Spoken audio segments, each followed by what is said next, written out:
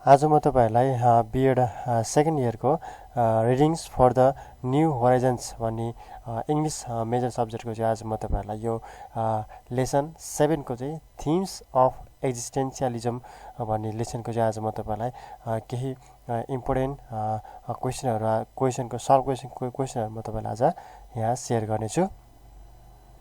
यहाँ अघिल्लो भिडियोमा मैले तपाईहरुलाई लेसन 6 सम्म चाहिँ मैले तपाईहरुलाई चाहिँ यो सल्भ क्वेशनहरु चाहिँ मैले तपाईहरुलाई शेयर गरिसकेको छु भने आज म तपाईहरुलाई यो लेसन 7 को चाहिँ आज म तपाईहरुलाई चाहिँ यसको सल्भ क्वेशन म तपाईहरुलाई आज शेयर गर्ने छु। ए नम्बरमा रहेको छ यहाँनिर describe briefly all the major themes that characterize existentialism. Existentialism is a philosophical theory that emphasizes the existence of the individual as a free and responsible agent determining his or her own development through acts of the will. It emphasizes on individual existence, freedom and choice. Levine discussed the 6 basic themes of existentialism. Existence precedes essence, anxiety, absurdity, nothingness, death, and alienation. Man is a conscious subject rather than a thing to be predicted or manipulated. Anxiety is a fear or uncomfortable which is not directed to any particular object. Human existence itself is absurd. Nothingness is closely related with void or emptiness. In fact, nothingness in the form of death is a final nothingness. For Heidegger's one's death is the most authentic, significant moment and personal potentiality that she or he alone must suffer. In contrast, Sartre believes that death is a total non-existence and it is absurd as birth. Likewise, for existentialists, alienation means otherness, and they argue that science has alienated us from nature.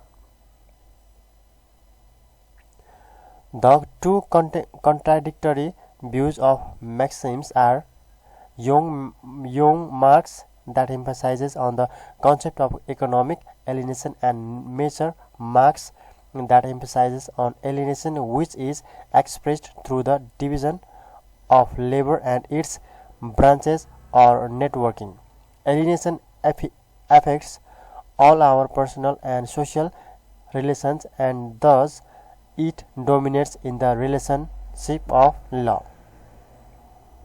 यो चाहिँ रहेको छ question number ए नम्बरको चाहिँ यो answer रहेको छ। यहाँ भनेको the major theme of characterise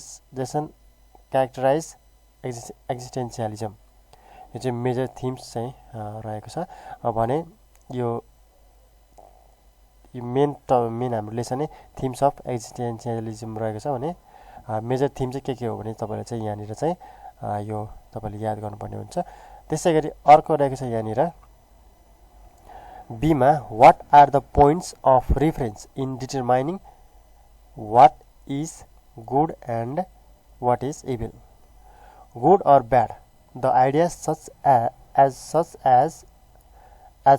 is opinion based on one's ideological ground makes something or someone is good or bad. It's subjective and perception links keep changing. त्यसैगरी सी मा रहेको छ what was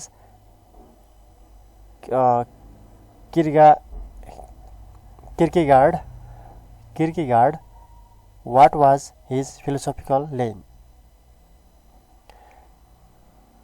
Kierkegaard was a theological critic of a time in the long past. He said existentialism would mean something.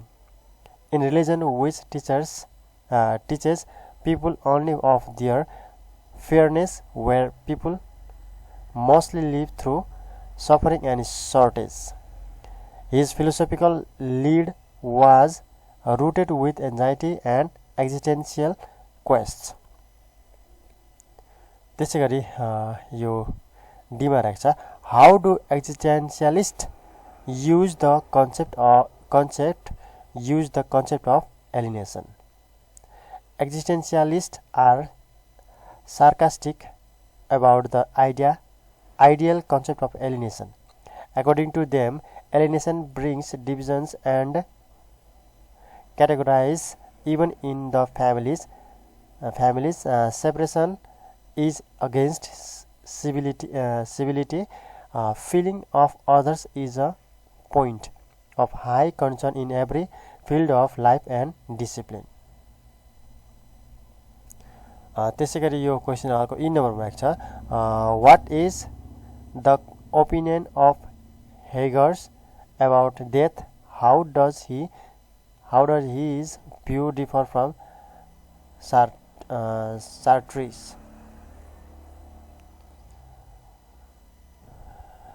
यहाँनिर रहेको छ